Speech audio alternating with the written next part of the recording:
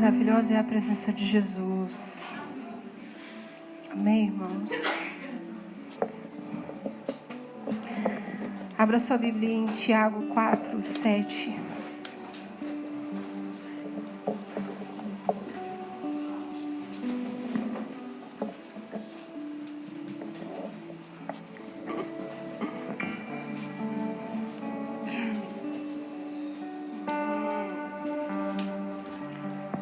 Aleluia.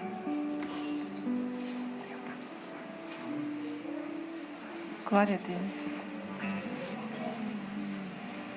A gente vai falar um pouco agora sobre...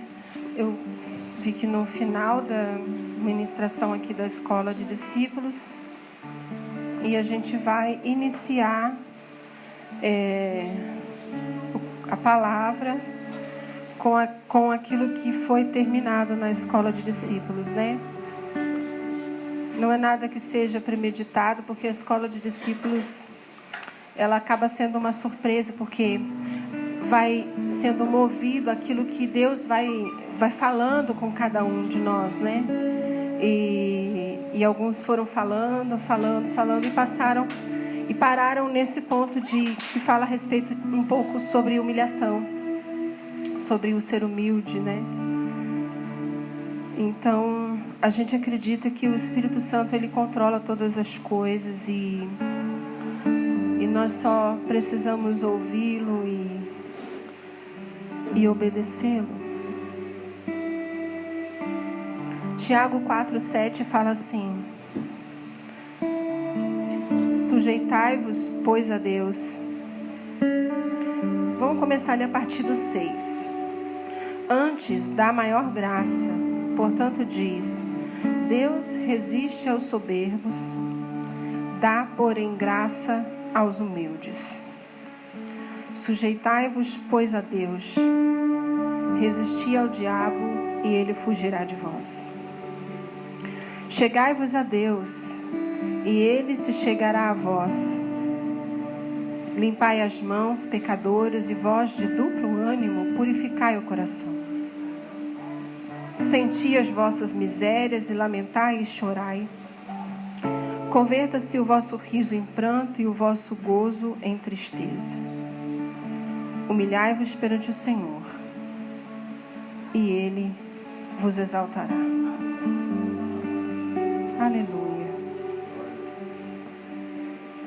O versículo 6 ali, ele começa falando: Deus resiste ao soberbo.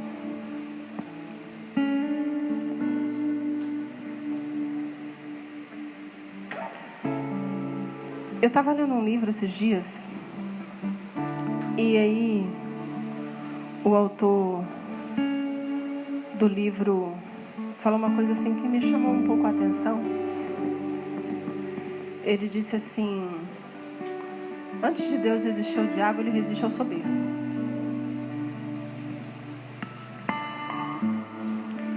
E aí, esse soberbo aqui somos nós, né?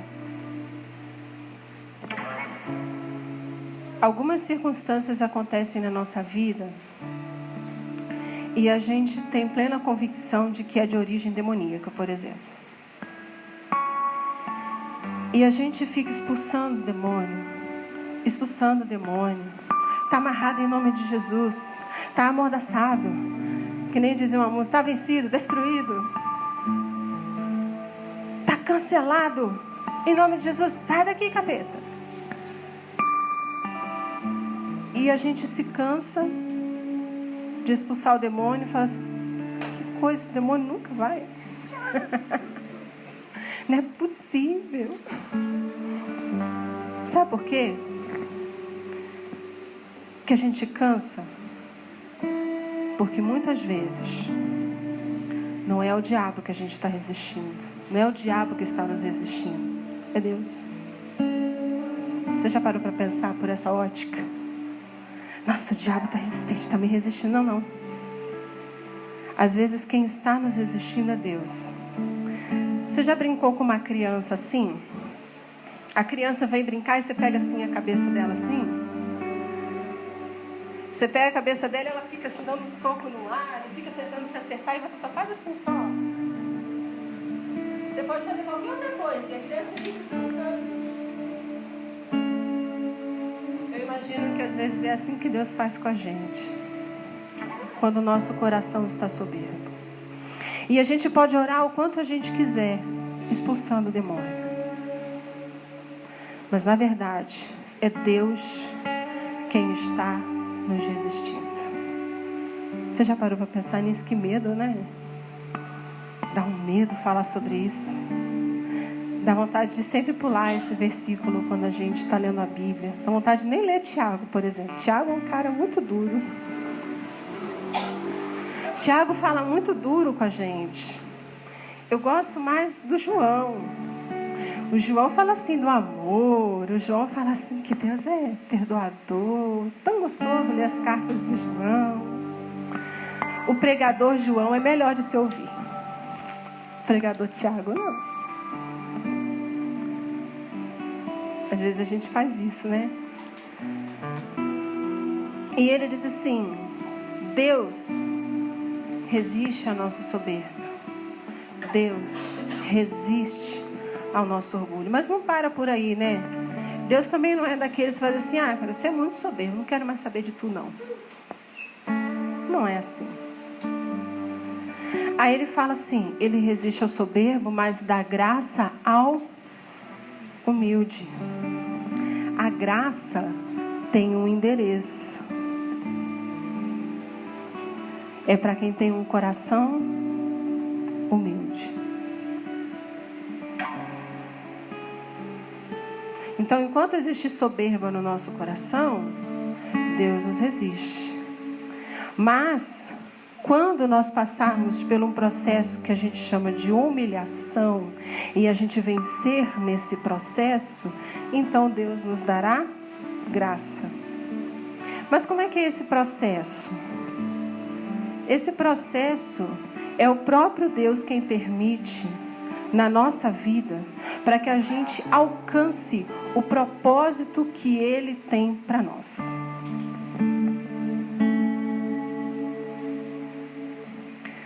Entenda bem, a graça e o orgulho ou a soberba, a graça e o orgulho, a soberba, eles não se misturam. É que nem água e óleo. Você coloca aquelas experiências da escola, né? Água e óleo vai ficar separadinho. Não se mistura. Você pode mexer, esperar, ele vai separar de novo. É assim. A graça de Deus e o orgulho não se misturam.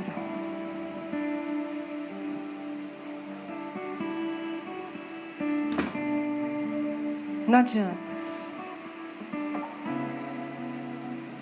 Mas aquilo que Deus tem para dar para nós, e a abundância do reino e o propósito dele na nossa vida, está muito ligado a um coração humilde. E humildade, entenda bem, irmãos, humildade não é a gente olhar para uma pessoa, pobrezinho, não sabe falar, é tão humilde. Não é isso não. Às vezes a gente tem essa perspectiva. Meu Deus, olha, coitado, tão humilde, é pobrezinho. Não é isso não. Por quê? Sabe por quê? Tem alguém que diz assim que há muitos humildes morando em palácios e muitos orgulhosos morando nas favelas. Porque não é uma questão de ter ou não ter, é de ser. É como está o nosso coração. Por isso que a gente não trata as pessoas pelo que elas têm, pelo que elas sabem fazer. É pelo que elas são. É assim que tem que ser. É assim que Deus nos trata. É por quem você é. Nele. Porque se não for nele, a gente é nada, né? Se não for nele, como diz, somos pobres, cegos e nus. Então, para nós recebermos essa graça, é como a graça fosse uma porta e a gente tem uma chave. E essa chave chama-se humildade.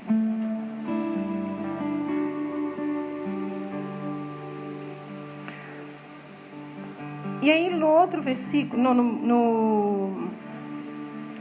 no outro versículo ele diz: sujeitai-vos, pois, a Deus. Então, depois ele diz: resisti ao diabo e ele fugirá de vós. Irmãos, não adianta resistir ao diabo sem antes ter se sujeitado a Deus. É como se fosse: não adianta resistir ao diabo sem antes se humilhar, sem antes ter um coração humilde diante do Senhor, porque não é uma questão de vencer o demônio, é uma questão de ser vencido por Deus.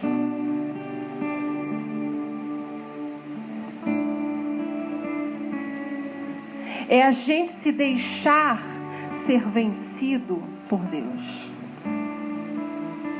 É a gente falar para Deus: Deus, eu não resisto ao Senhor.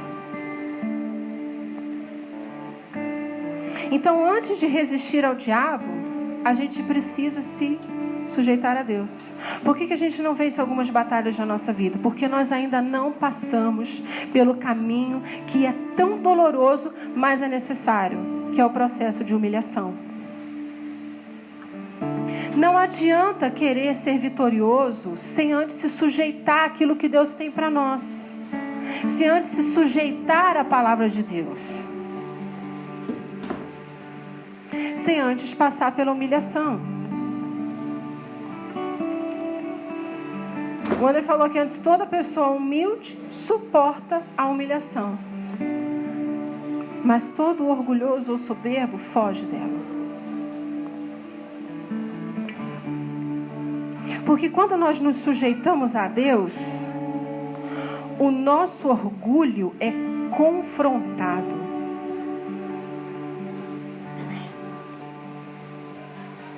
O nosso ego é confrontado. Aquilo que precisa morrer dentro de nós começa a dizer que está vivo. Estou vivo ainda. O nosso orgulho é confrontado.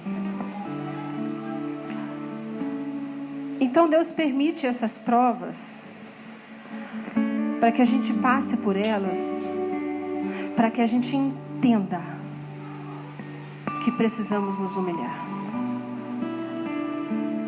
Sabe aquela coisa que sempre se repete na nossa vida? Na vida de todo mundo é assim, irmãos. Na sua e na minha. Aquela coisa que sempre se repete. Ah, aconteceu de novo. Ah, aconteceu de novo. Aconteceu de novo. Exatamente por isso. Porque todas as vezes que aconteceu, nós fugimos. Nós não resolvemos aquilo. Então, cada vez que você foge, você tem que ter em mente assim: isso vai voltar lá na frente.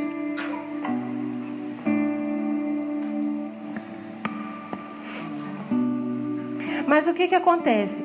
O caminho é se sujeitar, se humilhar, resistir ao diabo e só assim o diabo vai fugir. Só que o que acontece, irmãos, é o contrário.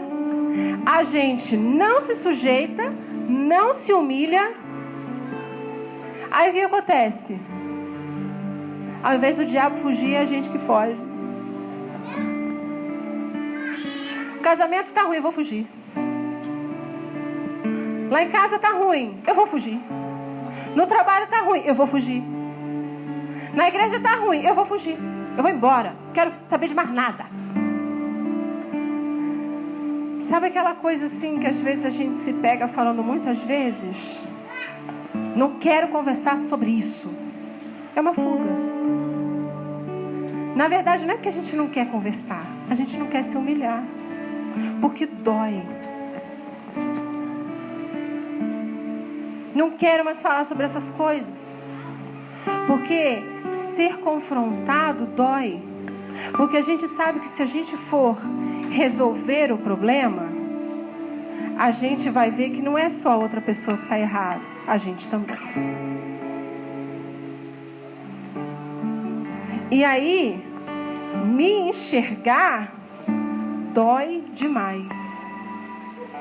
Então eu prefiro fugir.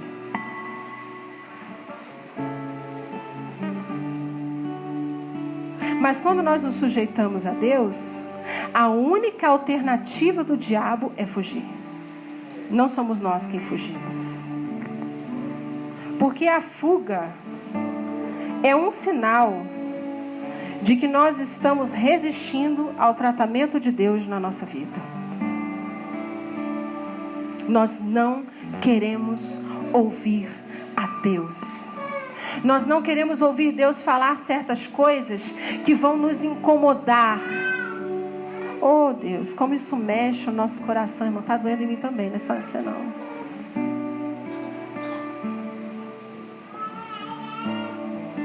Porque nós ficamos com o nosso orgulho ferido. E alguém com o orgulho ferido pratica a justiça própria.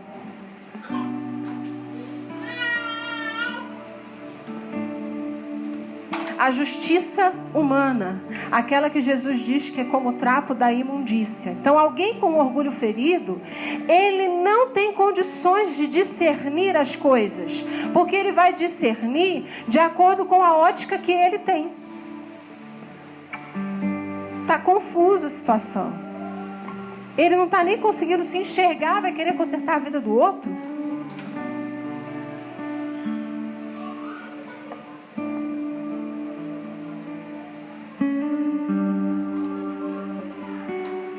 Mas nós vamos ver um exemplo disso. Um exemplo desse versículo na Bíblia. Abre aí em Mateus 15.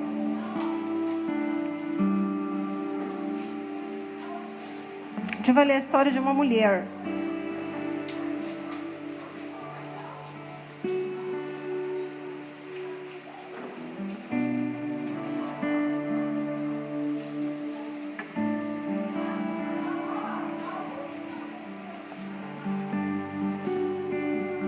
Partindo, Mateus 15, 21. Falei o versículo, gente? Não, né? Mateus 15, 21.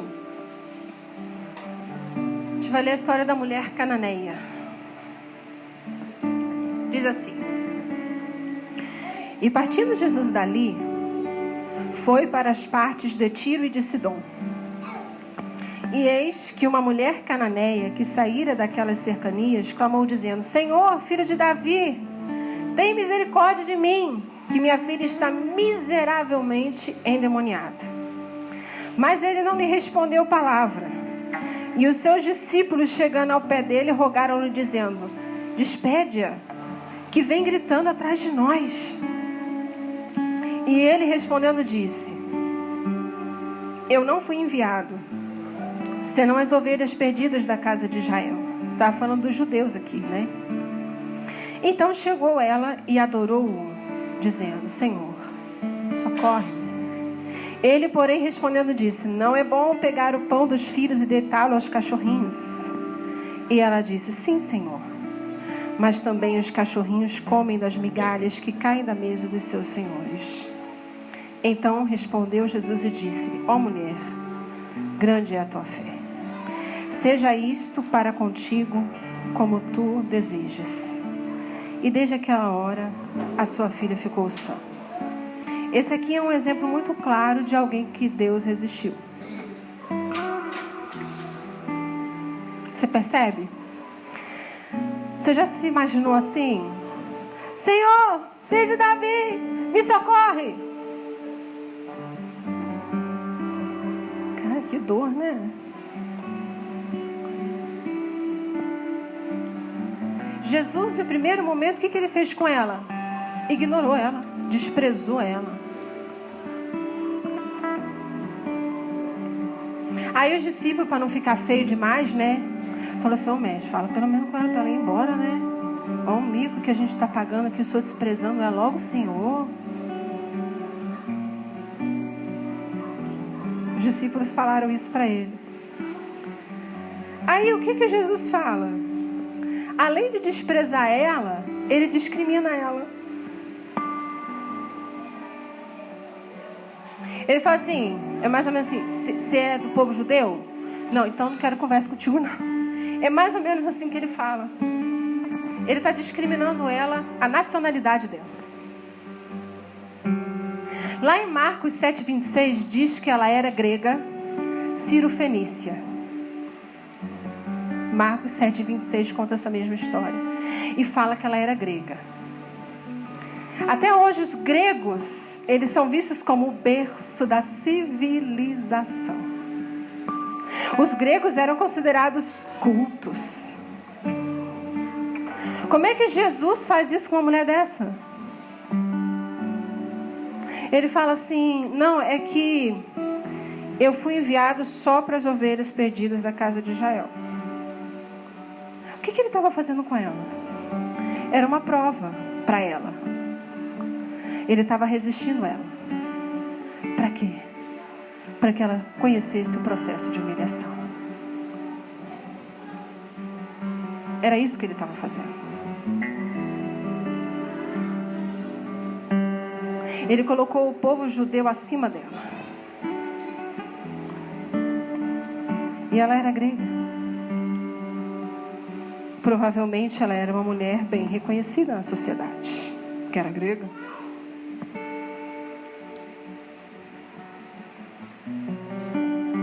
Então Jesus precisou tocar nesse ponto. Às vezes essas coisas acontecem com a gente. Deus fica quieto, calado. E aí o nosso orgulho se inflama. Fala, sabia, sempre soube que Deus não me ama. Sempre soube que Ele não fala comigo. Ele não vai falar comigo mesmo. Ele não me quer. E aí Deus toca num ponto fraco nosso. Por quê? Porque Ele se diverte? Não, porque Ele nos ama. E Ele sabe que a gente precisa morrer naquele ponto para a gente chegar mais perto dEle. É por isso. A gente fica triste achando que Deus não ama a gente. Por que que Ele faz isso comigo? Toda vez é assim. Mas era isso que Ele estava fazendo com essa mulher. Ele tocou no orgulho dela. Ele feriu ela. E a Bíblia fala assim que Deus é aquele que faz a ferida e liga. Ele fere, mas liga. Ele fere para que a gente receba a cura. Mas aí qual é a reação daquela mulher? Ela fez o quê? Ah, tá bom então. Não sou do povo judeu. Não quero mais falar sobre isso. Não quero mais saber desse Jesus. Ele não tem poder coisa nenhuma. Ele não é amor coisa nenhuma. Porque Ele não me ama. Olha só, Ele nem olhou para mim direito. Essa foi a reação dela? Não. Mas é assim que às vezes a gente reage. Deus não está abençoando, também não quero mais ir na igreja. Também vou parar de servir o Senhor. Vou parar de fazer o que eu estou fazendo.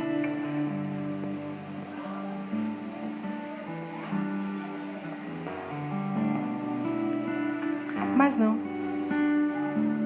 Essa mulher decidiu dar mais um passo no processo de humilhação. E ao invés dela vir contra ele e falar, você sabe com quem você está falando? Eu sou grega. Eu sou uma mulher muito culta. Não. Ela o adorou. Depois de ser ignorada e desprezada, depois de ser discriminada, ela adorou. Então ela adorou e disse, Senhor, socorre-me.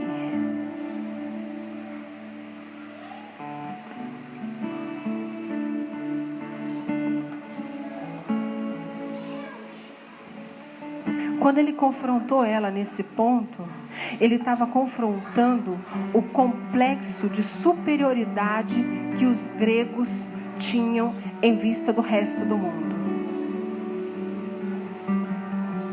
Era isso que ele estava confrontando, e é isso que ele faz com a gente.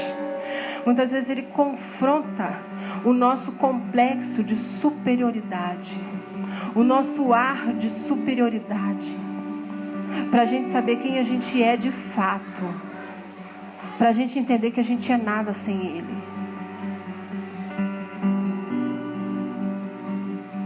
Mas ela continua numa posição. E essa posição que ela continua é de adoradora e intercessora. Porque ela estava intercedendo por alguém. E ela continua orando. Quantas vezes nós desistimos de continuar orando? Quantas vezes desistimos de continuar adorando e intercedendo ao Senhor? Quantas vezes desistimos no meio de uma prova? No meio de uma prova. Ontem de manhã, a gente estava conversando um pouco lá. E aí alguém falou assim, nossa, mas Jesus também, hein? Não era sobre essa palavra, era uma outra. Onde Jesus também estava perguntando para as pessoas e falando com as pessoas e fazendo eles chegarem no ponto que ele queria. Ele falou, nossa, mas Jesus também, Jesus era... Não foi assim? Nem lembro a palavra que falaram lá ontem no café. Mas foi... Jesus também era... Não sei. Ele insistia, porque ele conhecia o coração do homem. E aí... Ele fazia todas as coisas e ele faz todas as coisas. Por isso que a Bíblia fala que todas as coisas cooperam para o bem daqueles que amam a Deus. E que são chamados segundo o seu propósito. Porque ele vai fazendo todas essas coisas, queridos. Mas quanto mais nós resistirmos a ele, e quanto mais a gente se sentar em cima do nosso complexo de superioridade, ou do nosso orgulho, mas nós estaremos resistindo a ele e ele estará nos resistindo. Então ele coloca mais alguma coisa para a gente conhecer esse caminho.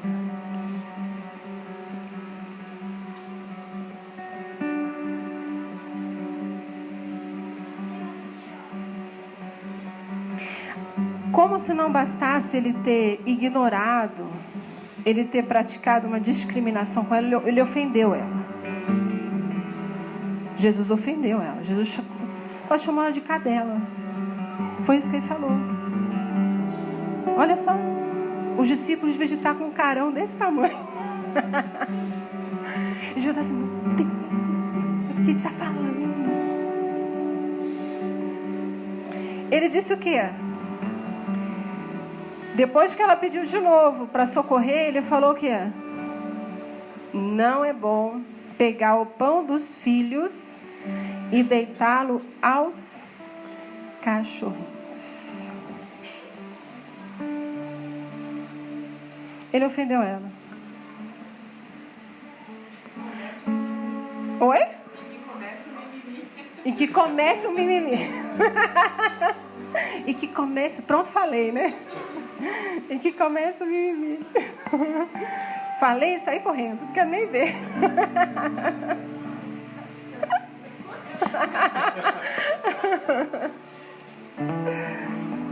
Ele ofendeu ela. Mas tinha um motivo para isso. Lembra da genealogia do outro culto? Há um mês atrás? Lembra? Já tem tudo isso. Essa mulher, ela era cananeia. Ela também era cananeia. E era descendente de Cã. Filha de Canaã ali, descendente de Cã. E Cã era o cara que... O que o Cã fez? Sim. E o que o Noé fez com Cã? Amaldiçoou ele e a sua descendência. Aí nós vimos lá na vez passada, toda gente boa, né? Veio da descendência de Cã. E essa mulher era cananeia. Mas os cananeus, eles eram conhecidos como pessoas que desprezavam as coisas de Deus. Eles desprezavam as coisas sagradas. Então Jesus, além de confrontar o complexo de superioridade, ele vem confrontar uma iniquidade que já vem vindo de geração em geração, lá desde a época de Cã. é um esquema de iniquidade na linhagem dela. Mas o que ela fez? Ah, tá bom, já é demais. Não quero mais saber disso. Não. Ela não fez igual a gente faz. Ela seguiu se humilhando. E ela falou assim: sim, Senhor. Mas também os cachorrinhos comem das migalhas que caem da mesa dos seus senhores. Pensa bem, ela estava falando que o povo judeu era como senhores. E eu sou realmente um cachorrinho. Mas eu quero comer da migalha que cai da mesa de vocês. Era isso que ela estava falando.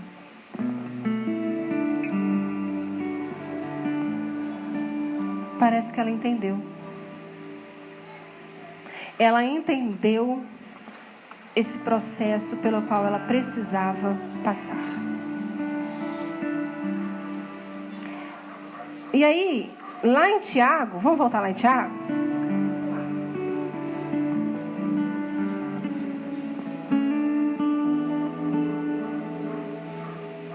O Tiago fala assim, lá no versículo 10. Humilhai-vos perante o Senhor, e Ele vos exaltará. Aí pensa bem. A exaltação não vem de nós. Não vem do nosso irmão. Não tem que esperar o irmão te exaltar. Não tem que esperar o pastor te exaltar. Não tem que esperar os líderes te exaltarem. Oh, lá vem o fulano que faz e acontece. Não. A exaltação, ela vem do próprio Deus quando enxerga o nosso coração humilde.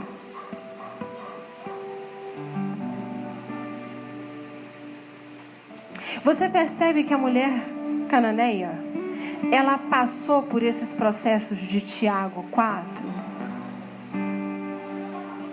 O que aconteceu depois? O diabo, fugiu. Porque Jesus lá, vou voltar lá, tá, gente? Lá em Mateus 15, a pessoa também vai deixar marcado. Fala assim: ó, mulher, grande é a tua fé. Seja isso feito para contigo, como tu desejas. E desde aquela hora, a filha dela ficou sã. Então, quando há um processo de humilhação, e nós passamos por ele nos sujeitando a esse processo, mesmo que com dores, a única opção do diabo é fugir. Não tem outra opção. Porque quando estamos sendo humilhados pelo Senhor, quando estamos passando por esse processo para que o nosso coração se torne um coração humilde e quebrantado na presença dEle, somente assim nós vamos resistir ao diabo e ele vai fugir. Irmãos, não existe outro caminho. Não existe. Sabe aquela história que às vezes a gente, assim, quando a gente não tinha Jesus, eu espero que a gente não faça mais isso, né? Quando a gente não tinha Jesus, a gente falava assim: eu não vou deixar ser humilhado. Nunca que eu vou ser humilhado, é ruim, hein? Não tenho sangue de barata, fica sendo humilhado. Mas a gente não tem o discernimento de que foi, amor? É assim que carioca fala, mais ou menos. Carioca fala assim: é ruim, hein? É ruim, hein?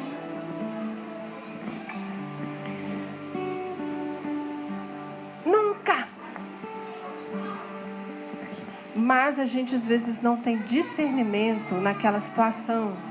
E que aquela situação pode ser o próprio Deus nos ensinando algo. para a gente não se exaltar. Tem um versículo lá em Coríntios que fala assim: você que recebeu, por que você está se gloriando como se você... Por que você está se gloriando como se você não tivesse recebido? Por que está se gloriando?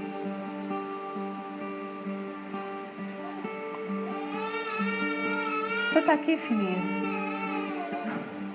Entra lá. Você tem 11 anos?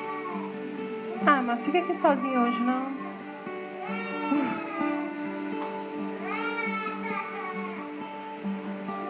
Vai lá. Vai ali, Camille, com ela. Fala assim para ela não ficar sozinha aqui hoje. Então, nós descemos. E quanto mais nós descemos, é Ele mesmo quem nos exalta. Mas não é para exaltar e a gente se achar o máximo, senão Ele faz a gente descer de novo.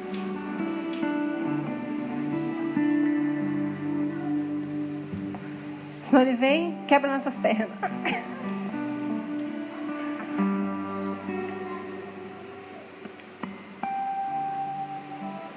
Existem muitas situações na Bíblia. Quando Jesus fala assim: você quer ser o maior? Então você tem que servir todo mundo. Porque quem quer ser maior tem que servir a todos. Você expulsar o demônio? Não fica, isso ainda é nada. Fica feliz porque o teu nome está escrito no livro da vida. Pior seria se você expulsasse o demônio, curasse, fizesse tudo isso e não tivesse escrito no livro da vida o teu nome. Então existem muitos exemplos na Bíblia que vêm exatamente confrontar a nossa carne. E todos nós, irmãos, todos nós passamos por isso. Não é só você, não é só eu. Todos nós, em um período da nossa vida, precisamos passar por isso para entendermos algumas coisas em Deus.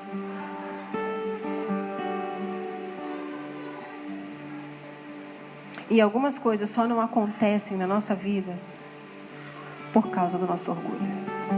Mas eu queria tarar hoje, que nem dizia a Anelisa. A Anelisa, quando era pequena, ela era o cebolinho contrário.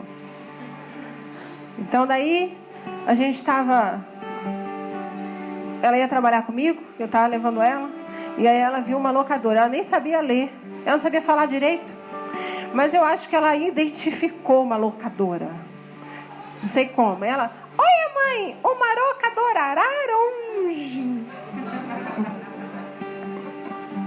E era uma locadora mesmo. Então...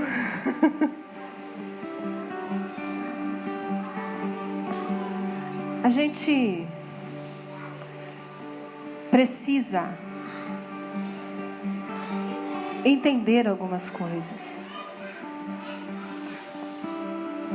para chegarmos onde Deus quer que a gente chegue. Mas por que demora tanto? Porque algumas vezes tem muito de mim em mim mesma. E eu preciso ter menos de mim. Então, com uma pessoa orgulhosa e soberba, o senso de justiça humana dela é muito elevado. E aí, ela começa a ter algumas decisões irracionais. Ela não pensa mais para agir. Porque ela está queimando de orgulho. A coisa está fervendo dentro dela. Está fervendo dentro de mim. Está fervendo dentro de mim. Está fervendo. E a gente não entende no momento. Fala assim, não, eu preciso me humilhar.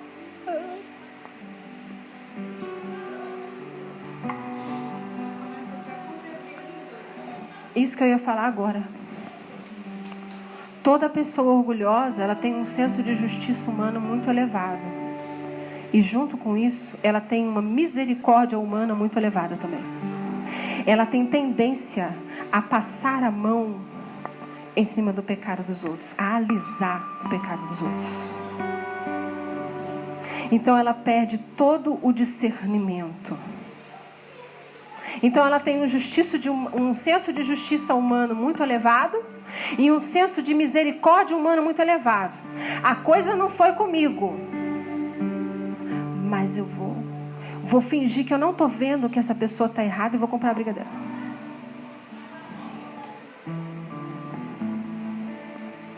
Então, ela perde todo o discernimento. Porque o orgulho, quem tem o orgulho não consegue enxergar que tem. Porque o orgulho é algo invisível. Tá doendo, né, irmãos? O orgulho é invisível. A gente não enxerga. E ai de quem fale que a gente é orgulhoso. Porque se vier falar comigo que eu sou orgulhosa, eu não vou nem querer conversar contigo mais. Não quero tocar nesse assunto. Você percebe? Aí as próprias atitudes da pessoa, os frutos que ela vai produzindo, é fruto daquilo que está dentro dela. Mas nós temos um Deus que nos ama. Nós temos um Deus que tem misericórdia de nós. E que não é uma misericórdia igual a nossa. É a misericórdia divina. A Bíblia fala assim, que é a bondade de Deus que nos leva ao arrependimento. Porque se não fosse a bondade de Deus, irmão, se fosse só a justiça, a gente estava frito. Se fosse só o juízo, já era. Não tinha mais ninguém na face da terra. Já tinha tido dilúvio de novo. Só não ia ter dilúvio porque disse que não ia ter mais. Mas ia ter outra coisa. Então é essa bondade de Deus que não é igual à nossa bondade. É essa bondade que nos leva ao arrependimento. E todas as vezes que nós estamos passando por algo que parece que o nosso chão foi retirado debaixo de nós, porque tem situações na nossa vida que parece que o nosso chão saiu. Todas as vezes que nós estamos passando por essas situações difíceis, nós precisamos ter um discernimento do Senhor. Isso está vindo da parte de Deus para o quê? Para poder corrigir ele. Para me corrigir.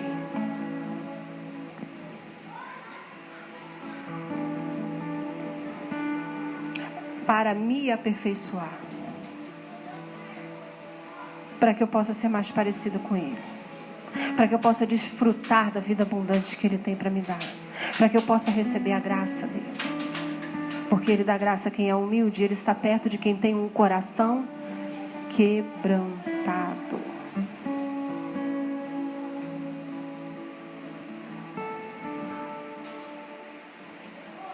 Que dor.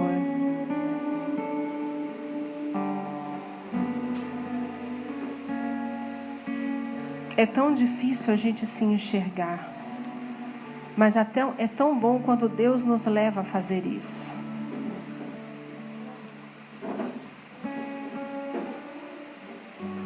Feche seus olhos. Nós vamos orar um pouco. Deus, nós queremos declarar aqui que nós queremos ser vencidos por Ti.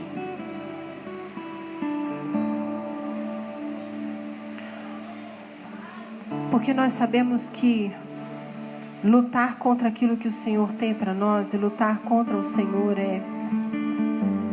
o resultado é perder.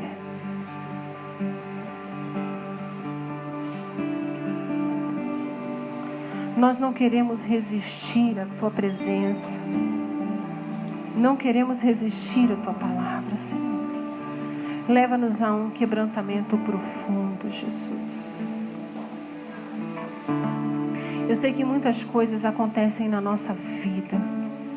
Fala para Deus. Se você tem identificado hoje algo que está acontecendo com você, e que você se vê na situação da mulher cananeia, e às vezes você acha assim que não vai ter mais um milagre, não. Porque às vezes Deus está resistindo a minha vida, Deus está resistindo a sua vida por causa do orgulho que está dentro de nós. Tome um posicionamento diferente hoje. Não queira deixar para lá. Não queira mais fugir.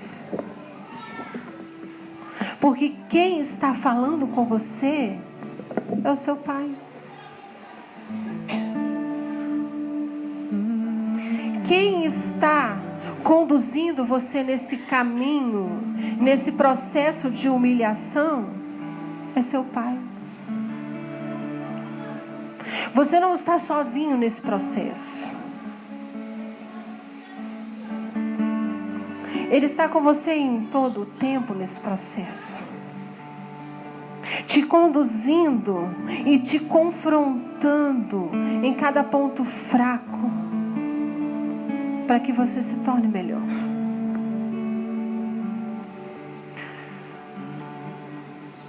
Oh Deus, é tão difícil falarmos sobre essas coisas, porque elas mexem com a nossa alma, mexe com o nosso ego, mexe com a nossa carne. Mas sim, Senhor, mesmo em meio a esse processo de humilhação, nós queremos te adorar.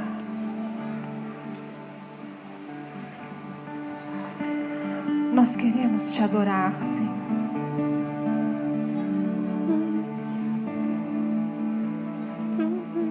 Nós queremos adorar o Senhor.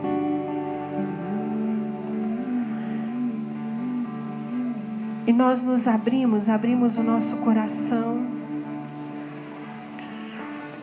para o Senhor fazer o que deseja. Nós não resistimos à tua presença, Senhor. O Senhor é irresistível. Irresistível, Senhor.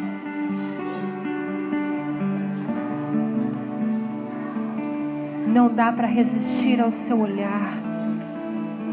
Não dá para resistir quando o Senhor fala conosco. Porque ainda que doa dentro de nós, nós entendemos que é o Senhor quem está nos conduzindo.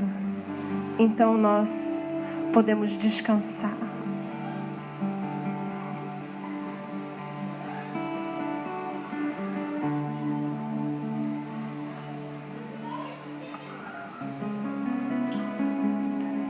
Nós podemos descansar confiando no teu amor. Confiando que o Senhor nos trazendo para perto.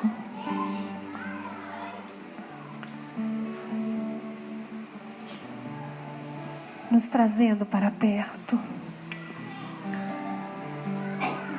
Fazendo a nossa carne morrer.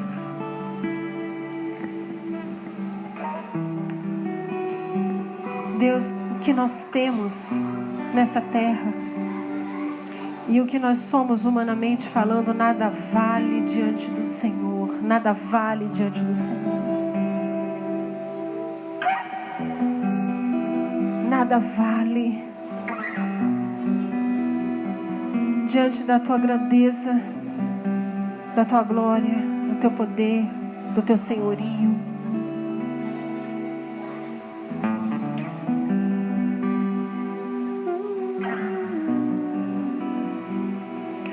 Meu orgulho me tirou do jardim, tua humildade colocou jardim em mim. Se eu vender tudo que tenho em troca do amor, eu falharia.